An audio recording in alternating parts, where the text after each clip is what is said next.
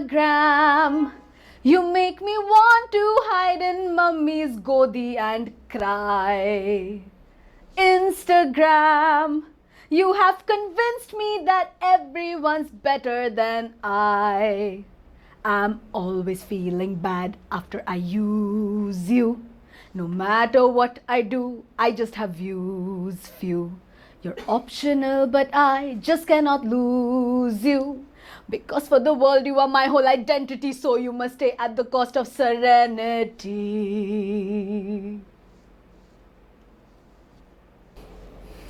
নমস্কার, হেডলাইন্স ত্রিপুরা এবং ক্যালকলিং টিভির সমস্ত দর্শককে আরেকবার স্বাগত। আজকে আমাদের সঙ্গে যিনি আছেন বয়সে খুবই নবীন, ইয়াং, ট্যালেন্টেড, কিন্তু যে কাজটা করছেন সেটা একেবারেই একটু নতুন ধরনের এবং প্রায় না শোনা একটা কাজের মধ্যে উনি ঢুকেছেন। তো আমরা আজকে একটু ল্যাঙ্গুয়েজ নিউট্রাল, মানে ইংরেজি বাংলা হিন্দি মিশিয়ে কথা বলার চেষ্টা করব ওর সুবিধের জন্যে। তানভি রাজঘরিয়া, যার স্টেজ নাম ঝাঁসি, ঝাঁসির রানীর কথা আমরা সবাই জানি। ওনার মধ্যে একটা বৈপ্লবিক ব্যাপার ছিল, আর আমাদের তানভিও একটু বৈপ্লবিক কাজই করছে। ব্রডওয়ে থিয়েটারের কথা আমরা শুনেছি অনেকে, যারা একটু থিয়েটার, নাটক, অভিনয় এসব নিয়ে চর্চা করেন। তো ও সম্ভবত প্রথমবার ভারতবর্ষে এই ব্রডওয়ে থিয়েটারটাকে, I hope you understand what I am saying एकदम। तो ये जो जिसको ब्रॉडवे थिएटर कहते हैं, इसको इंडिया लाना है। ये कैसे लाना है, और फिर अभी वो यूएस भी जा रहा है, वहाँ पे भी कई सारे स्टेट्स जो है अभी बुकड है। तो आइए चलते बात करते हैं तन्वी या झांसी से। तो right at the beginning I would like to ask you, ये this concept of Broadway theatre, if you could explain, ये क्या चीज़ है? एक तो ब्रॉडवे बोल के एक जगह है जहाँ करीब 500 थिएटर हॉल है, प्रोफेशनल थिएटर्स होते हैं। तो ब्रॉडवे थिएटर एक स्टाइल भी है, एक जॉनर जिसको कहते हैं। तो what is this Broadway theatre all about? Okay, so you are right. सबसे पहला तो ब्रॉडवे क्या है? न्यूयॉर्क में एक रास्ता है लंबा सा, अब उसके आसपास जितने थिएटर्स बन गए वो बन गए ब्रॉडवे थिएटर्स। अब उसका एक जॉनरा ना ऐसे था नहीं, पहले वहाँ पे ज़्यादातर प्लेज होते थे, फिर धीरे धीरे ओवर मतलब पिछले 100 साल में ऐसे डेवलप हुआ कि वहाँ पे बहुत सारे म्यूज़िकल्स होने लग गए। अब म्यूज़िकल क्या हुआ? you've got singing, you've got acting, you've got dancing, all together साथ में करो तो आपका म्यूज़िकल थिएटर बन गया। ठीक है, अब इंडिया में ये प्रथा चलते जा रहा है। अगर आप देखें 100, 200, 400, 500 साल पहले हम लोग का जितना भी क्लासिकल स्टोरी टेलिंग है, सब में सिंगिंग, एक्टिंग, डांसिंग साथ में ही होता है। So it's not a absolutely new thing. What is new is the western part of it. जो यहाँ पे हम क्या कर रहे हैं कि ये वेस्टर्न तरीके का म्यूजिकल थिएटर जो मैं ला रही हूँ, वो he is the new thing. ऐसे कहानियाँ तो इंडियंस को बनाना आता ही है, हमेशा से बना रहा है। अब ये आपका स्टोरीज भी लोकल होना चाहिए 100%। अब जैसे अगर आप न्यूयॉर्क जाए, वहाँ पे आपको इंडियन स्टोरीज नहीं मिलेंगे, वहाँ पे आपको मिलेंगे वहाँ के स्टोरीज, आपको मिलेंगे थोड़ी डिफरेंट स्टोरीज, वहाँ के जो लोग हैं, फॉर एग्जांपल हिस्पैनिक्स के स्टोरीज मिलेंगे।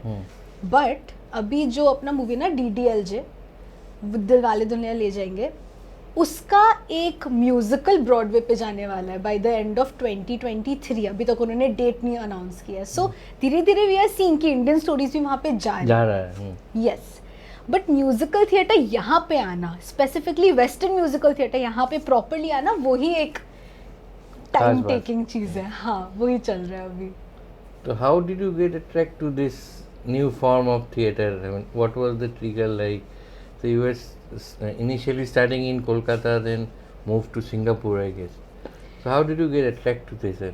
So इसका पूरा credit I give to T2 newspaper. ठीक है, जब हम क्लास 8 में थे तो पहले होता था ना कि आपके न्यूज़पेपर पे आ रहे कि आज टीवी पे क्या क्या आएगा, कितने बजे आएगा, तो सब सुबह उठ के देखते थे, अच्छा आज ये मूवी, ये मूवी, ये मूवी।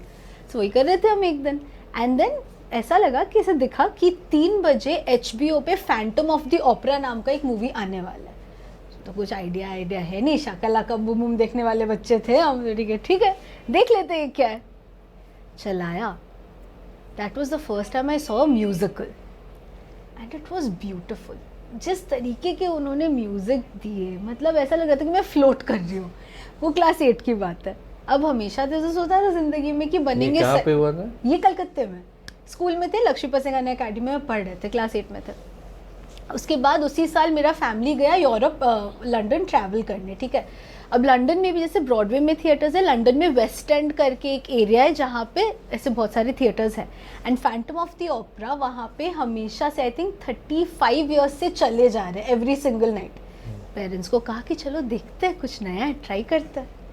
ले गए, पापा सोए पूरा 3 घंटा बट मेरे के अंदर हॉल के अंदर, एंड पापा को ना धीरे से बैठे बैठे शुरू हो जाता, पापा वो उठो ऐसे बिकॉज आसपास भी लोग हैं।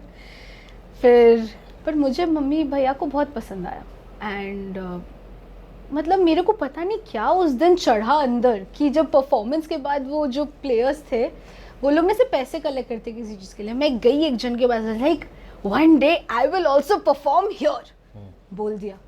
वो भी डर गए कि भैया बच्ची क्या बोल रही है, ठीक है yes yes good but you go to school first. I am like okay. फिर मैं भूल गई इस बात को।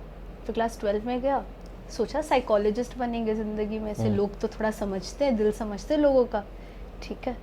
कॉलेजेस देख रहे थे, जब कॉलेज देख रहे थे सिंगापुर में तो ऐसा समझ आया कि if you doing a major in psychology you can do a minor in acting. ये क्या कॉन्सेप्ट है, थोड़ा और रिसर्च किया, समझ आया कि you can do a major in acting, तो और अमेजिंग लगा कि भाई आप जाके पढ़ रहे हो ये सब। देन आई लैंडेड अप मेरे कॉलेज पे which was musical theatre major. फिर मेरे को लगा, उसके पहले भी एक्टिंग में थोड़ा ये बहुत शौक था, कभी मौका नहीं मिला स्कूल में। मतलब फॉर सम रीज़न मेरा school was quite academics oriented, so ऐसे आर्ट्स वार्ट्स का बहुत ही कम था, हल्का फुल्का था, कभी कभी फाउंडर्स डे, बट मेरा school was always very cultural centric. So it know हमारे जो भी होते थे it was never like you know बाहर के प्लेस वगैरह नहीं करते थे, हम खुद के लिखते थे अगर स्कूल में, या तो रविंद्रनाथ टैगोर के बारे में करते, it was lot about Bengali culture. So कभी एक्सपोजर ही नहीं था। फिर जब मैंने समझ आया कि ऐसा कुछ होता है, मम्मी को दिखाया कि मम्मी देखो सो इंटरेस्टिंग। मम्मी ने कहा अरे वाह। तो उन्होंने सोचा 1 मिनट, फिर कहा मेरी बेटी यही करेगी। सो जो दरवाज़ा मैंने सोचा नहीं था कि मेरे लिए खुल सकता है, सोचा ही नहीं था कि दरवाज़ा है, मम्मी ने ऐसे खोल दिया, खुल जा सिम होगी एकदम। मतलब मैं तो जब गई थी ना मम्मी को दिखाने, ऐसे बस आश्चर्य में कि देखो ऐसा कुछ होता है। Suddenly new life open. Mummy से ठीक है ट्राई करो ना, ऑडिशन ही तो करना है, ट्राई करो। तो फिर ऑडिशन किया। जितने पुराने वहाँ के कॉलेज के थे, कि पहले कब कोई इंडियन वहाँ पे एक्सेप्ट नहीं हुआ था, तो मैं मैसेज करती थी वहाँ पे जितने ऑस्ट्रेलिया में गए थे कि भाई कैसे घुसे, आप क्या ऑडिशन दिए थे। लाइक देखो 2-3 साल लगता है ऑडिशन करके, फिर ही घुस पाते हैं लोग, ऐसे एक बार में जनरली कोई नहीं घुसता। लाइक ओके ठीक है साइकोलॉजी कर लेंगे। Audition is like admission test पूरा, मतलब I had to send 3 songs, Broadway songs, 3 songs and 1 monologue and 1 dance piece, पूरा रिकॉर्ड करके इंडिया में उसका प्रॉपर DVD बना के फिजिकली सिंगापुर मेल करना था। ऑनलाइन वाला समझा कुछ नहीं था। सो ये पूरा करके भेजा एंड देन मेरा एडमिशन हो गया। जब एडमिशन हुआ तो अलग टेंशन, एडमिशन तो हो गया, अब जाए क्या ये करने। That was for an undergraduate course. Full undergraduate course, 3 years. And then I went to my mom again. मम्मा देखो एडमिशन हो गया, क्या कर रहे हैं। मम्मा से देखो ट्राई कर लो, वर्स्ट केस क्या है, 1 साल ड्रॉप आउट कर जाना अगर नहीं पसंद है, साइकोलॉजी तो है ही हमेशा। बस that was my entry. That was like a big support. That is the kind of support I don't think most Marwadi girls get. Especially going into a field like this, I am only here because of my mother, and then obviously my father, because my father supported my mother in this. I was very lucky. Family में और कोई थे जिसको acting में interest था या acting में कुछ भी शौक था, ऐसा कुछ? ऐसा कुछ नहीं है, नहीं ऐसा कोई नहीं है, मतलब ये आउट ऑफ लेफ्ट फील्ड ही आया है। हाँ, you are like the first one. तो वहाँ जब पहुँचा सिंगापुर में कैसा लगा माहौल, और कैसे किस तरफ से, क्योंकि इंडिया से तुम एक अलग से कॉन्सेप्ट, अलग से आइडिया लेके वहाँ पहुँचा, तो वहाँ जब देखा कि ये पूरा डिफरेंट था या कुछ कुछ सिमिलरिटीज भी था इन टर्म्स ऑफ लाइक कैसे सिचुएशन एंड सब कुछ, थिएटर की approach towards theatre? It was very different in Singapore, क्योंकि यहाँ पे जैसे मेरे को तो एज आई सेड कभी ऐसा कोई एक्सपोजर भी नहीं था। 17 साल के थे तब चले गए, स्कूल में ज़्यादा किया नहीं, तो मेरा idea of theatre was just जो मैं या तो मूवीज़ में देखती थी या तो जो मेरे को स्क्रीन पे फाइनल प्रोडक्ट दिखता था। मेरे को उसके पीछे क्या जाता है उसका आइडिया ही नहीं था। सो वहाँ जाके ऐसा लगा नया दुनिया आ गया। एक तो आसपास मेरे कोई इंडियंस नहीं थे, सारे फॉरेनर्स थे। सो एक कल्चरल शॉक इतना बड़ा लगा मेरे को कि मेरे को पहले 4-5 महीने में तो लगा कि एक बार मैं छोड़ के वापस आ जाऊँ, बिकॉज कभी ट्रेन नहीं किया हुआ था। मेरे साथ जो लोग थे कोर्स में सब बचपन से ट्रेन कर रहे थे अपने खुद के कंट्रीज़ में। So it was very different and it's so specific ना कि आपको जैसे अगर आप सिंगिंग का क्लास लो, आपके सिंगिंग का एक क्लास नहीं होगा, 4 क्लास होगा, अलग अलग टाइप का चीज़ जो टेक्निक पे फोकस कर रहा है। एक्टिंग का 5 क्लास होगा, डांस का 4 अलग टाइप का डांस होता था, फिर उसको साथ में करने का क्लासेस होता था। सो इट वॉज, सोचा नहीं था क्या हो सकता है। धीरे धीरे पिकअप करने लगा वो सब, नया हाँ। स्टाइल नया है। तो ये जो ब्रॉडवे थिएटर का जो स्टाइल होता है या जॉन होता है, इसमें मोस्टली सोलो परफॉर्मेंस होता है कि पूरा टीम वर्क भी होता है? जनरली टीम्स होता है। मतलब क्या होता है कि आपका ऐसे एक नॉर्मल प्ले ही समझ लो, उसमें आपके 2-3 लीड्स होंगे एंड देन बाकी छोटे कैरेक्टर्स एंड कुछ एकदम बैकग्राउंड कैरेक्टर्स। हमेशा वैसा होता है ब्रॉडवे में, you got primary characters, secondary characters and ensemble. So हर किस्म का होता है, but of course you got some Broadway show जिसमें पूरे शो में खाली 2 ही जन है, बट जनरली बड़ा कास्ट होता है इसमें। इज इट समथिंग लाइक जिसको इंडिया में पालागान या यात्रा बोलते हैं, उसमें भी म्यूजिकल परफॉर्मेंस होते हैं, कुछ सिमिलरिटीज है कि? डेफिनेटली सिमिलैरिटीज है। जैसे अगर आप रामलीला भी देख लो, उसमें कभी कभी तो ऐसे प्री रिकॉर्डेड ऑडियो होता है, बट कभी कभी लाइव सिंगिंग भी होता है। सो जब आपका तीनों चीज़ लाइव हो रहा है, सिंगिंग, एक्टिंग और डांसिंग, एंड वो जनरली सेम लोग कर रहे हैं, तो फिर आपको म्यूजिकल थिएटर हो गया। सो इंडिया में हमेशा से कल्चर है इसका। मतलब तीनों चीज़ में आपका डांसिंग, सिंगिंग और एक्टिंग, तीनों में ही मतलब एक्सेल करना है। उसको बोलते हैं ट्रिपल थ्रेट। थ्रेट क्यों बोलते हैं? Because threat as a like आप तीनों चीज़ में तगड़े हो, एकदम आप थ्रेटन कर सकते हो कंपटीशन को, आप तीनों में इतने गुड हो। तो उसमें ऑडिशन को भी तो वैसे ही, जो ऑडियंस होता है उसको भी वैसे ही होना है कि समझना चाहिए कि क्या हो रहा है। नॉर्मल जो थिएटर का जो ऑडियंस होता है उससे थोड़ा अलग होना चाहिए। जनरली पता है ऐसा ऐसा लगता है, बट क्या होता है ना कि जब तक इंसान नया चीज़ एक्सपीरियंस नहीं करे उसको पता नहीं चलेगा कि उसको पसंद है। सो ऑनेस्टली कोई भी नॉर्मल इंसान ना जो कोई प्ले देखता है वो म्यूजिकल देख के भी उतना ही खुश होगा, बस उसको पता नहीं है ये बात, बिकॉज अब तक ट्राई नहीं किया। एंड ऑफ कोर्स अब यहाँ से कोई रैंडम इंसान जाके ब्रॉडवे में जाके प्ले देखे तो एक मुश्किल होगा कि वो लोग इतना जल्दी पटपट पटपट करके इंग्लिश में गा रहे हैं, इंग्लिश में बोल रहे हैं। तो एक just that because you can be good in English, but उनका एक स्टाइल होता है, वो समझने में थोड़ा मुश्किल हो सकता है। बट इंडिया में अगर वो सेम चीज़ हो रहा है और इंडियंस कर रहे हैं तो प्रॉब्लम नहीं होगा। अभी गिवन द करेंट सिचुएशन जहाँ पे इतना एंटरटेनमेंट बूम आ रहा है, ओटीटी में जाओ, मोबाइल में जाओ, यूट्यूब में जाओ, कहीं पे भी इतना ऑडियो विजुअल्स जो मिलता है, उस टाइम में ये जो ब्रॉडवे थिएटर में तुम घुस रहे हो, ये थोड़ा चैलेंजिंग लग रहा है कि? बहुत चैलेंजिंग लग रहा है, बिकॉज आजकल लोग घर से निकलना नहीं चाहते। फेयर इनफ, कोविड ने डरा भी दिया, प्लस एक अब आराम का आदत हो गया है सबको। सो किसी भी रीज़न के लिए लोगों को घर से निकालना is very difficult right now. So it's definitely a very difficult field that I have chosen of live performance, but I am finding midways. जैसे एक तो मेरा ये लाइव शो है जो पूरा प्रॉपर 1.5 घंटे का शो है, जो अमेजिंग एक्सपीरियंस है, वो तो है। साथ में what I am also doing is मैं लिख रही हूँ सॉन्ग्स म्यूजिकल थिएटर के स्टाइल में, जो स्पेसिफिकली कैमरा में शूट होने के लिए लिख रहा हूँ।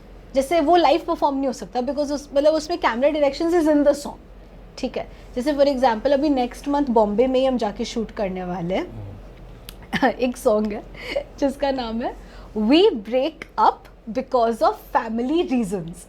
अब इंडियन है, आप तो सुनते ही समझ गए क्या फैमिली रीजंस हो सकते हैं, हिंदू, मुस्लिम, पैसा, अरे हजारों रीजंस होते हैं। बट आप किसी फॉरेनर, किसी गोरे इंसान को समझाने की कोशिश करो, समझ पाएगा वो? नहीं।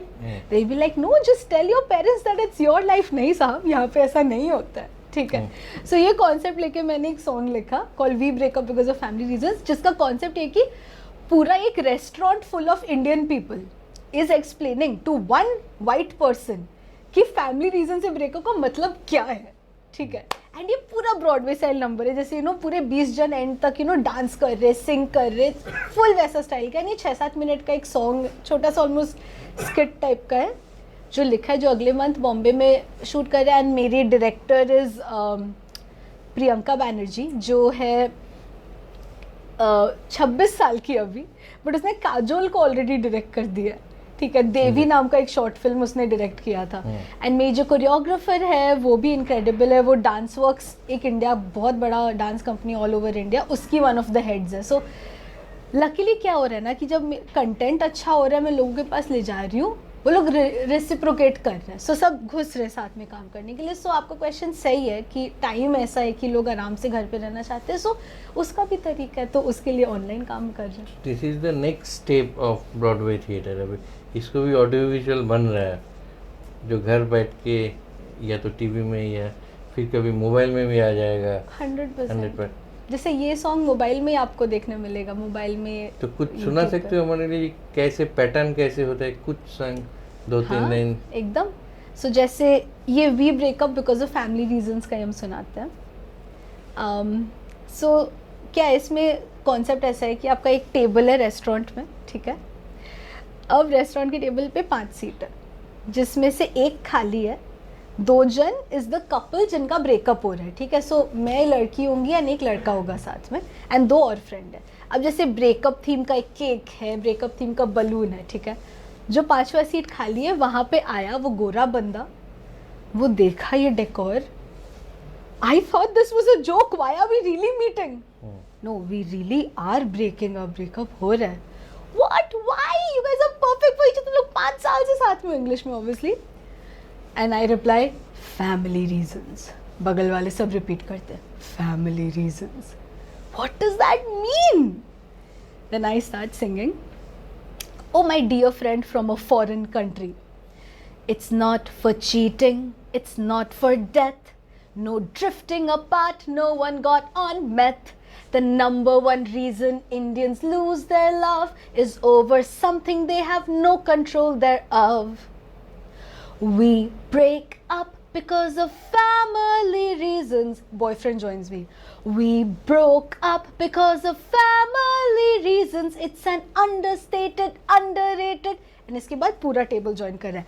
Understood Indian thing. You can fall in love, but ending up together, it's not a thing. We break up because of family reasons. फिर गोरा बंदा पूछता है, but what does that mean? Family reasons are things that would cause society to stop and say. And then बगल वाला table बोलता है, did you hear that? Anything different religion or caste could be reason enough for your hope to go flat. Kundlis don't match. Oh no, sadhu said no. Oh no. Or if somebody said you can't have kids. Cousins in jail. Sachi, she's divorced. Oh. And if somebody said, don't say it, buddy, yes, don't say it. मांगलिक, and मांगलिक सुनते पूरा restaurant freak out कर जाता है, ऐसे करके song जाते हैं। अब बेसिकली आपको समझ आ गया कि भाई एक ही इस पैराग्राफ में आसपास के सारे लोग जुड़ चुके हैं, ऐसे करके पूरा रेस्टोरेंट जुड़ जाता है एंड पूरा डांस सिंगिंग नंबर होता है। तो what I could make out, इसमें थोड़ा फन एलिमेंट भी है, एक सोशल मैसेज भी है, और इसमें सैटायर या सार्केज्म ये बहुत इंपॉर्टेंट होता है। At least the way I right, मेरे लिए सैटायर सार्काज्म बहुत important, because generally when I am writing ना सर, मेरे को ऐसा लगता है कि कोई रीज़न होना चाहिए इस चीज़ को लिखने के लिए, मतलब इसके पीछे कुछ रीज़न होना चाहिए, मेरे को बेकार का लिखने के लिए नहीं लिखना है। तो जो भी मैं टॉपिक आज तक रेस की हो, कुछ पॉलिटिकल टॉपिक हुआ या तो फिर एक सोशल मैसेज हुआ, लड़कियों की शादी का मैसेज हुआ या कुछ भी हुआ, हमेशा it is always design to first make you laugh and then hopefully cry. That is my general goal. So I am, जैसे मैं कॉमेडी शो भी किया था, ठीक है, जब when after college I came back, मेरा सेकेंड ईयर में I got into this TV show called Queens of Comedy, जो it's like Indian Idol but for comedians. And उस कॉमेडी शो में आपको क्या होता है, आपको खाली सामने वाले को हंसाना होता है, 5 मिनट तक कंटिन्यूसली हंसाओ, जितना हंसा लिया आपके लिए बेस्ट है। बट मेरे को वो करके समझ आ गया कि भाई मेरे को खाली हंसाने में खुशी नहीं है, मेरे को रुलाने में ज़्यादा मज़ा आता है। पहले हंसा फिर रुला, हाय क्या शाम है। तो ऐसे ही करते हो, मतलब अपना जो खुद का जो स्टोरी लिखते हो उसमें। तो if I am to trace what is Indianization of Broadway theatre, इसमें स्टोरी का जो प्लॉट जैसे अपने ये इंडियन है, लेकिन स्टाइल जो स्टाइलाइजेशन है वो वेस्टर्न है। एकदम 100%, एकदम you've got it perfectly. तो इसका अभी कुछ फ्यूजन तरीका भी हो सकता है जिसमें मतलब कुछ इंडियन स्टाइल भी आ जाए इसमें, may not be for the western audience but for Indian audience in particular. Yeah, so Indian, like what makes it Indian? One, definitely the people doing it. Two, definitely the things spoken about. Are you talking about the music? Music 100% हो सकता है, but एक चीज़ क्या होता है ना कि जिसमें मेलोडी थोड़ा ज़्यादा होता है। हाँ ये आपने जो म्यूजिक सुना ये सुनने में बहुत अच्छा लग रहा है। हाँ। स्टाइल पूरा वेस्टर्न है और एक मेलोडी जिसमें इम्पोर्टेंट है वो थोड़ा इंडियन लगता है। हाँ, नहीं वैसा भी होता है एंड किया जा सकता है, बट एक चीज़ क्या हो जाता है ना, फिर मैंने ऐसे कुछ कोशिश भी की है, बट जैसे फॉर एग्जांपल अगर आप एक इंडियन राग सुन रहे हो, ठीक है, आपके दिमाग में है कि इंडियन राग है, सो यू वांट कि या तो इसमें इंडियन बोल होंगे या तो इसमें खाली वो सारे गामा पा सुनने मिलेगा। अगर उसी राग में कोई इंग्लिश वर्ड्स आए तो हम लोग को लगे कि भाई ये कितना, ये मिल नहीं रहा है, ये मैच नहीं कर रहा है, ये फील गलत हो रहा है, because at the core it will feel कि आप कुछ किसी चीज़ को कुछ बनाने का कोशिश कर रहे हो, लाइक आप चिपका रहे हो दो चीज़ को। इसको नेचुरली करने के भी तरीके होंगे, जैसे अगर आप राग भैरव ले लो, ठीक है, ठीक है, अगर आप भैरव ले लो, इसमें अगर आप एग्जैक्टली जैसे इंडियन में क्या होता है, अगर आप इनके पैटर्न्स के अलावा यही सेम नोट्स लेके अपना दूसरा कॉम्पोजिशन करो and stay away from the patterns जो इंडियन क्लासिकल में ज़्यादा आते हैं, then it can sound natural. हाँ, it can definitely, because also क्या है, इंडियन राग एंड इंडियन जो ठाट होते हैं हमारे सिंगिंग में, अगर आप वेस्टर्न में कन्वर्ट करो तो वेस्टर्न में उनको मोड्स कहते हैं। एसेंशियली म्यूजिक तो सेम है, सब लोगों ने अलग अलग नाम दे दिया है।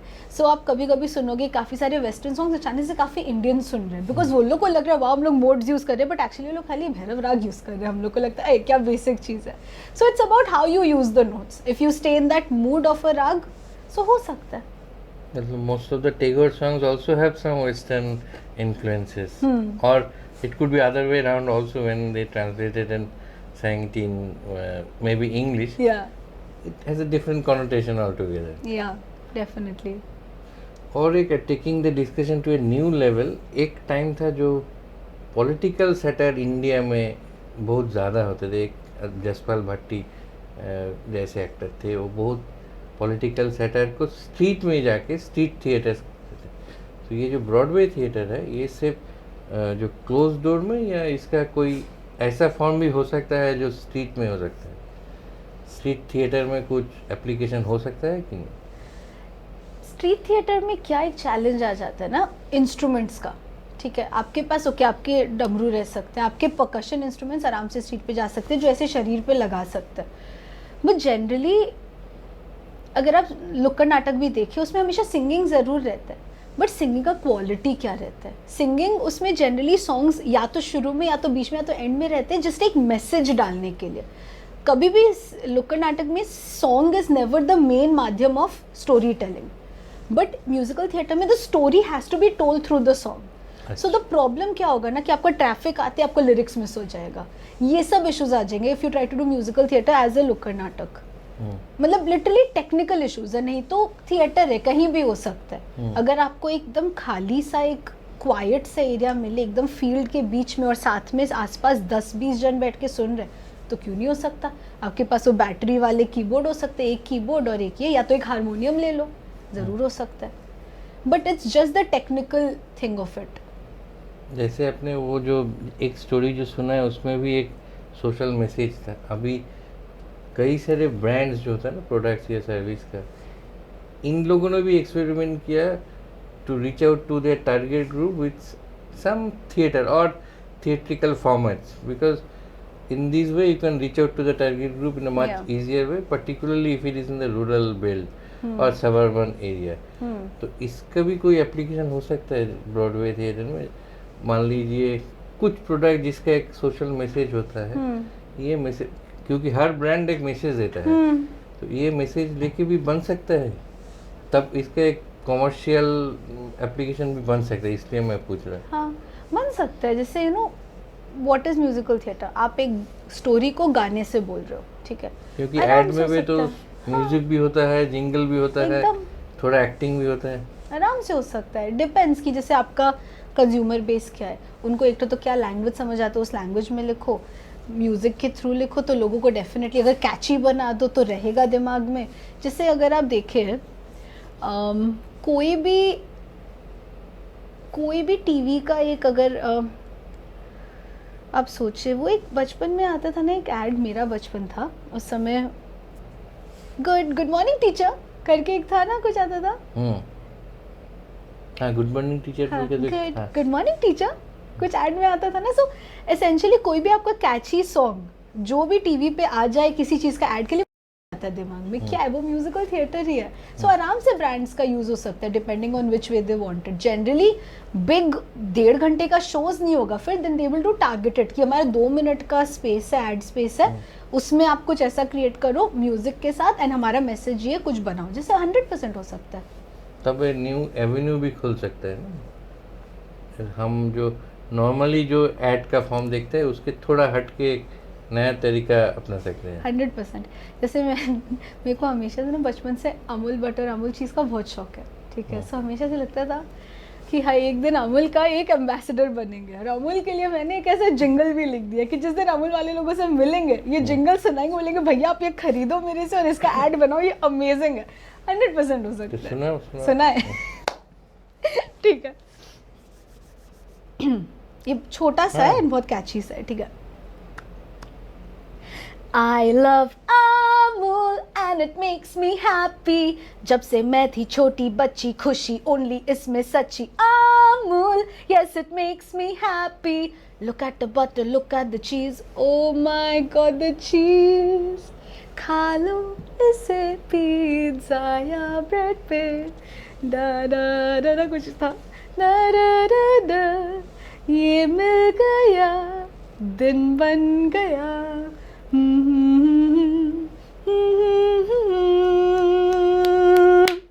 I love Amul and it makes me happy. जब से मैं थी छोटी बच्ची खुशी only इसमें सच्ची। Amul, yes it makes me happy.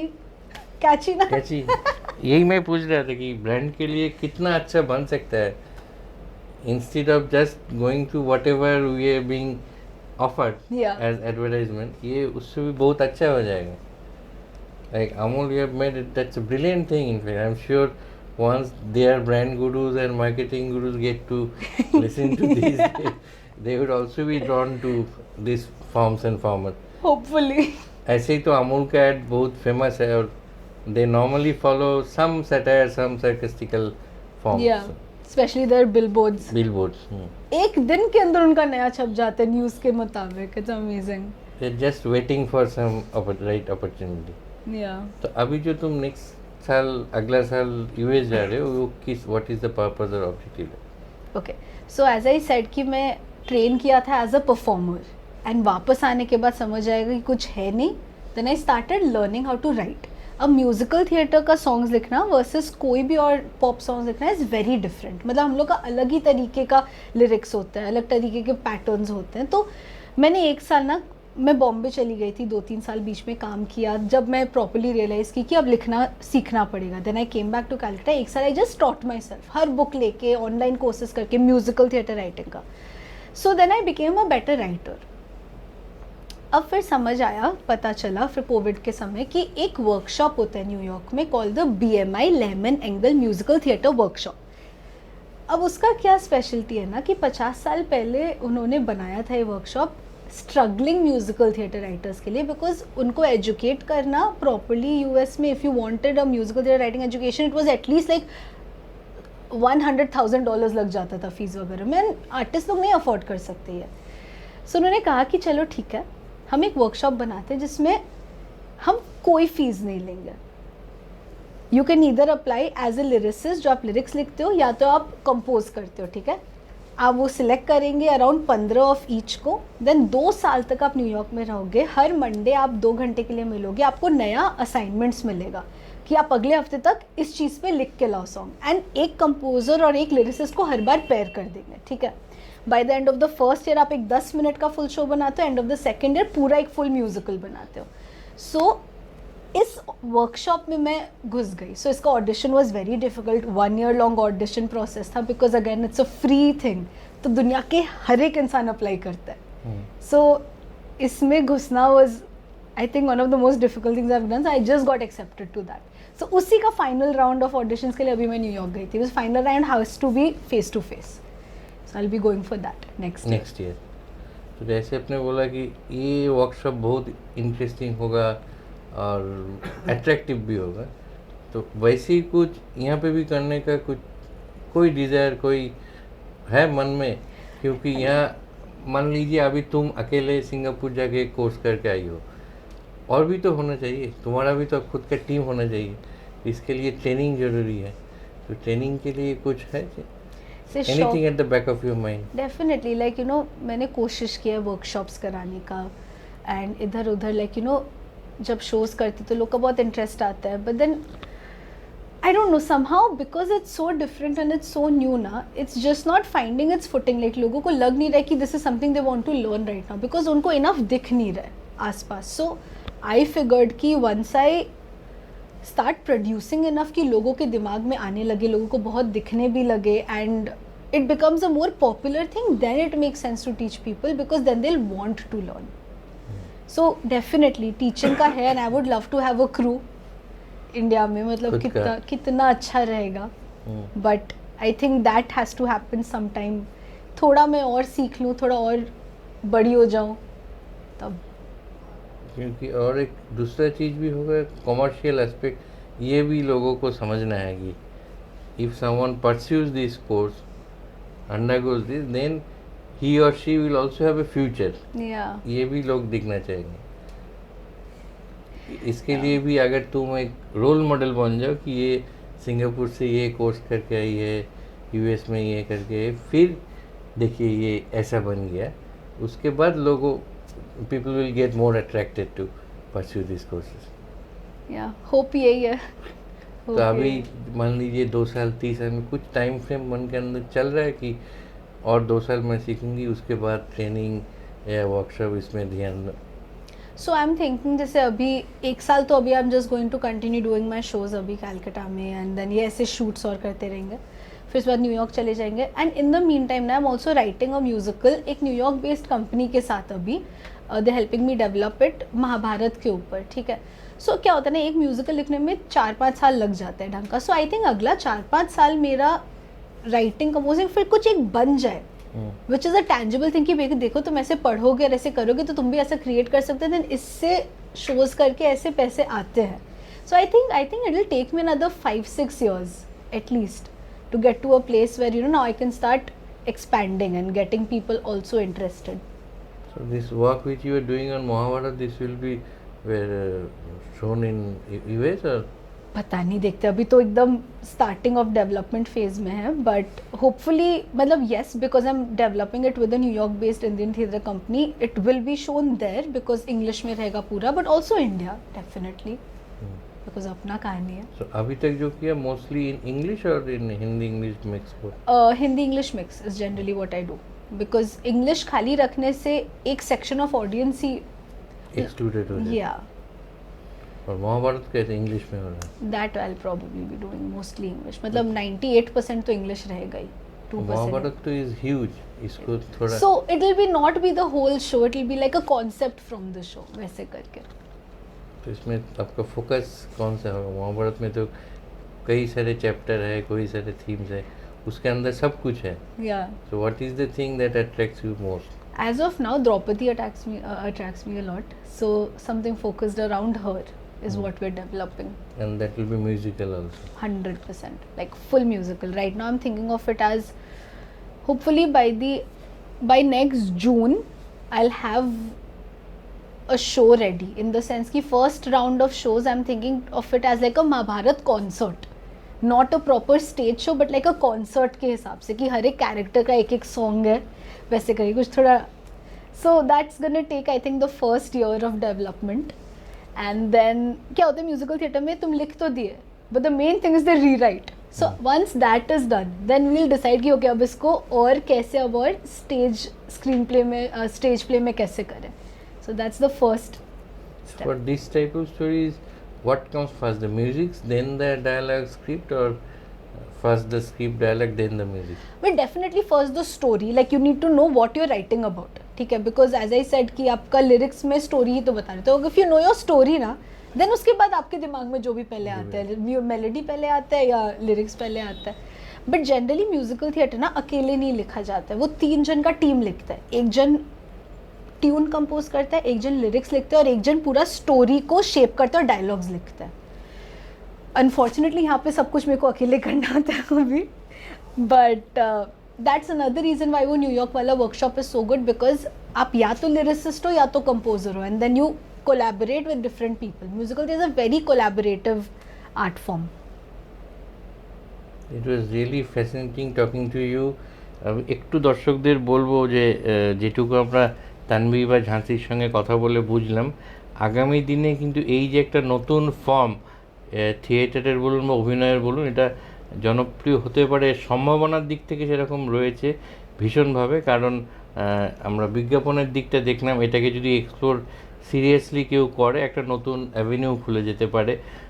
আর একটা দিক রয়েছে যেটা শুধু স্টেজ থেকে বেরিয়ে এসে অডিও ভিজুয়ালি, যেটা আমাদের মুঠোফোন যাকে বলি, মোবাইল বা কম্পিউটার ল্যাপটপ, তাতেও এই থিয়েটার ফর্মটা চলে আসতে পারে যদি সঠিকভাবে এই কনভার্সনটা করা যেতে পারে. এটা একটা প্রসেস অফ ইভলিউশন যেটা ইভলভ করছে.